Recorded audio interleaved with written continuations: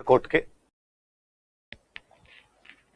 सूरजमल सोढ़ा की पुत्री फूलम दे या सुप्यार दे नाम था उनका। दोनों में से जो आपको दिखे ऑप्शन में, फूलम दे दिखेगा ज्यादातर।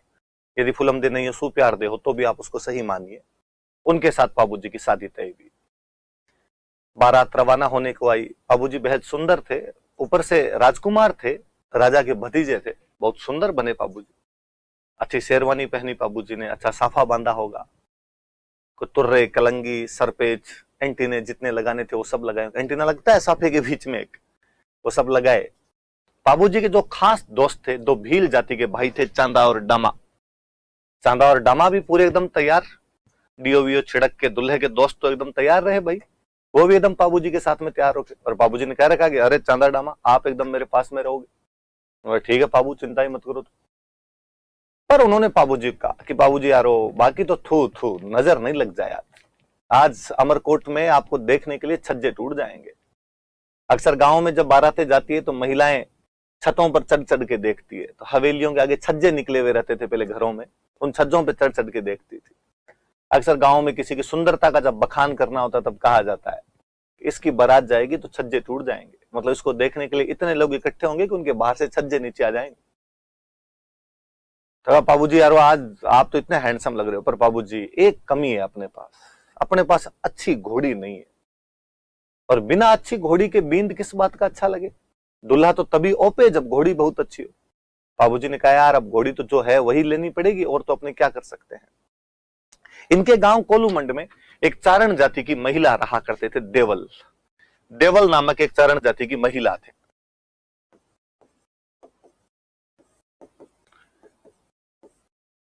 और उन देवल चारिणी के पास में एक बहुत अच्छी घोड़ी थी, जिस घोड़ी का नाम था केसर कालमी। ये केसर कालमी वास्तव में देवल की घोड़ी थी। देवल नाम की एक महिला थी इनके गांव के अंदर, चारण जाति की एक महिला थी, उनकी घोड़ी थी। और चांदा डामा ने बाबूजी को कहा कि बाबूजी यदि अपने को मां देवल वो घोड़ी दे दे तो उससे अच्छा तो कुछ ही नहीं हो अपने पास में। बात करो जाके। देवल के पास गए और देवल को जाकर कहा कि देवल भाई, बाबूजी की बारात जा रही है, बाबूजी के पास अच्छी घोड़ी नहीं है, केसर कालमी जैसी घोड़ी आसपास के क्षेत्र में नहीं है। यदि आप केसर कालमी दे देंगे तो बाबूजी उस घोड़ी पर बैठकर जाएंगे, कितने सुंदर लगेंगे, कितने अच्छे लगेंगे। आप अपनी केसर कालमी दे दीजिए।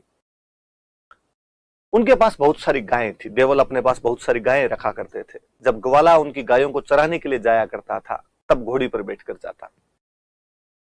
और देवल ने कहा कि राजकुमार की शादी में मैं किसी चीज के लिए मना तो क्यों ही करूं, पर मेरा जो ग्वाला है वो घोड़ी लेकर जाता है गायों को चराने के लिए। उन दिनों गायों की लूटपाट बहुत हुआ करती थी, और कल को खुदा ना खास्ता गायों की लूटपाट हो तो मेरा ग्वाला फटाफट भाग के तो आए, आके कहे तो सही कि गायों की चोरी हो गई, पीछे से गांव वाले हथियार लेके तो जाए, गायों को बचा कर तो लाए।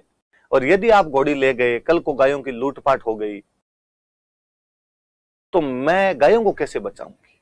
चांदा और डामा निराश होकर बाबूजी के पास है और बाबूजी को आकर कहा कि बाबूजी देवल ने ये जवाब दिया है, एक बार आप ट्राई करके देखो, क्या पता आप खुद जाओ तो देवल पिघल जाए। बाबूजी गए और बाबूजी ने जाकर कहा कि देवल आप घोड़ी दे दीजिए, मैं आपकी गायों की रक्षा का वचन देता हूं। देवल ने कहा कि बाबूजी आप कैसे गायों की रक्षा कर पाएंगे, आप वहां जाएंगे बारात लेकर, उन बारात में स्वागत के अंदर खो जाएंगे, आप अपनी शादी के अंदर खो जाएंगे, वहां पर नई दुल्हन से बातें करेंगे, वहां कैसे मेरी गायों की रक्षा करोगे आप। बाबूजी ने कहा कि मैं आपको वचन देता हूं कि मैं यहां से जा रहा हूं, रास्ते में यदि मुझे समाचार मिला कि देवल की गायों की चोरी हो गई, मैं बीच रास्ते से वापस लौट कर आऊंगा।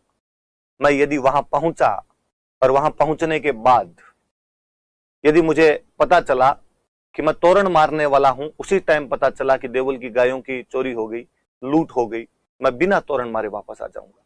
मैं खाना खाता हुआ तो खाना छोड़ दूंगा, मैं नहाता हुआ तो नहाना छोड़ दूंगा, इवन यदि मैं फेरे ले रहा हूंगा तो मैं फेरे छोड़कर वापस आ जाऊंगा, आपकी गायों की रक्षा करूंगा।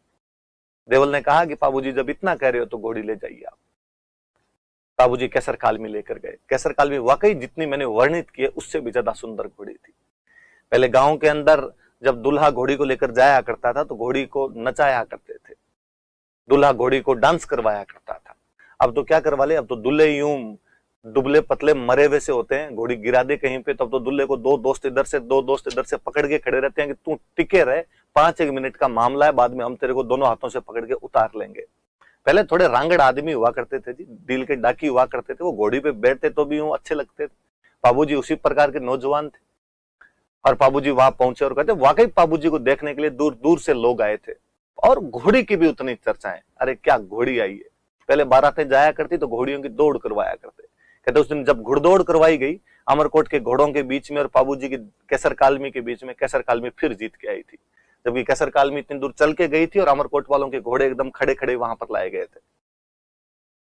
कहते हैं कि अमरकोट वालों को बड़ा गुस्सा है, उनको लगा यार हमारे घोड़ों को इस कैसर कालमी ने हरा दिया, आज तोरण पर देखेंगे।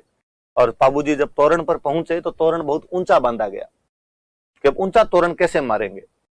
बाबूजी को लगा यार आज तो ये बेइज्जती करवाएंगे। वैसे भी हिंदी में मुहावरा होता है, तोरण मारना मतलब शक्ति प्रदर्शन करना। तोरण मारने बड़ी चीज हुआ करती थी उन दिनों में। आजकल तो शादियों में देखते हैं कि तोरण भी यूं नीचा सा लटका देते हैं, दूल्हे कहते हैं जैसे तैसे करके तलवार एक बार टच कर दे तू, इतनी सिरी करते हुए की। पहले ऊंचे ऊंचे तोरण बांधे जाते, दूल्हे की परीक्षा ली जाती कि अब इतना ऊंचा तोरण कैसे मार देगा। घोड़े की परीक्षा होती, घोड़ा क्या कूद कर तोरण मरवा पाएगा कि नहीं मरवा पाएगा। बाबूजी ने जब देखा कि यार तोरण खूब ऊंचा बांधा हुआ है, बाबूजी को लगा आज मरवाएगा जिसमें शक नहीं है। पर बाबूजी अपने कैसर कालमी पे हाथ फेरते हैं और कहते हैं कि मत ना दीजे कैसर थारो मारो पोत, ए कैसर आज तेरा और मेरा भेद मत दे देना, मत ना लजाए आज राठौड़ा री जातड़ी। कि कैसर आज राठौड़ों की उस जाति को लज्जित मत कर देना, मारवाड़ के वंश को लज्जित मत करना, आज तू तेरा जोहर दिखा, आज मेरे से तोरण मरवा दू। बाबूजी ढोल बजाने वाले को कहते हैं कि ढोली रा छोरा तू तो मदरो ढोल बजा, कोई ढोल रे धमाके मारे कैसर घोड़ी नाच सी। कैसर नाचती है, बाबूजी उस कैसर की लगाम खींचते हैं, कैसर अपने दोनों पैरों को अमरकोट के गढ़ के कंगूरों पर टिका देती है, ईंटें साथ में लाती है गढ़ की। बाबूजी आराम से तोरण मारते हैं। वहां जितनी महिलाएं पुरुष खड़े थे वो बाबूजी के उस अद्भुत करतब को देख रहे थे कि क्या यार सजीला नौजवान आया, वाकई जवाई आया, बड़े खुश हुए।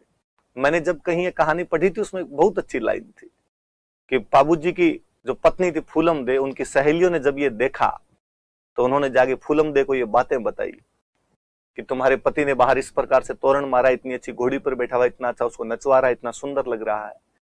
फूलम दे मन ही मन बड़ी राजी हो रही थी। कोई नवयुवती इस बात से क्यों ना राजी हो कि उसे शादी करने के लिए जो आया वो वाकई सपनों का राजकुमार है। पर बाबूजी फेरों के अंदर गए, बाबूजी फेरे लेने लगे। अभी केवल 3 फेरे संपन्न हुए थे।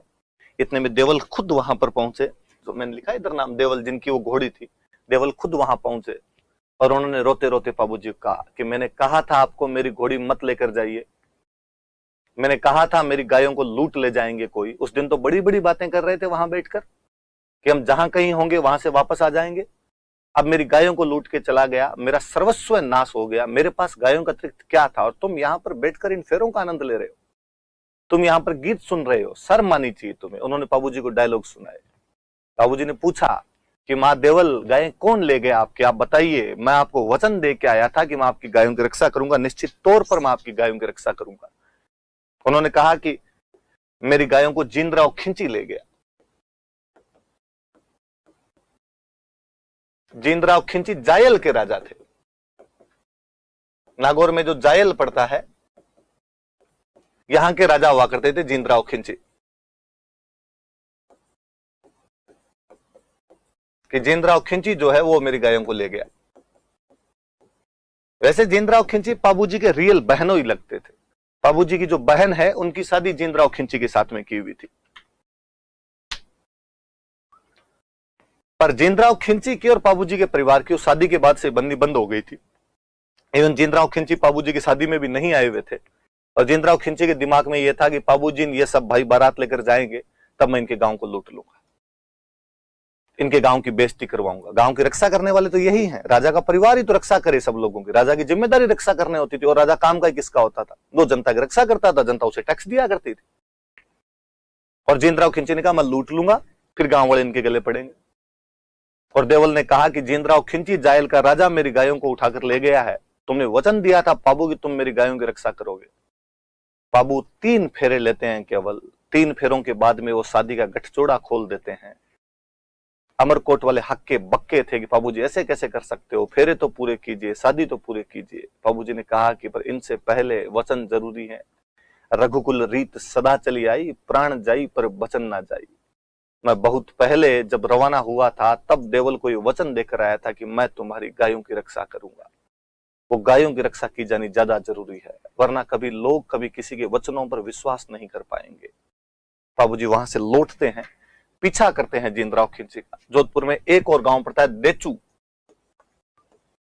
उस देचू गांव के अंदर युद्ध करते हैं। बाबूजी गायें बचा लेते हैं वहां पर, अन्य व्यक्तियों के साथ गायें वापस पहुंचाते हैं। इस युद्ध में बाबूजी लड़ते हुए वीर गति को प्राप्त होते हैं। हम एक उस योद्धा को जो गायों की रक्षा के लिए लड़ता हुआ शहीद हो गया था, हम एक उस योद्धा को जो अपने वचनों की रक्षा के लिए लड़ने के लिए उतारू हो गया था, हम एक ऐसे योद्धा को जो शादी में फेरों के बीच से भी उठकर आ गया था, उसे लगा कि कटौए से बढ़कर कुछ नहीं होता है, उसे लोक देवता के रूप में पूछते हैं। उन्हीं बाबूजी के बारे में हम पढ़ रहे हैं। लिखिए,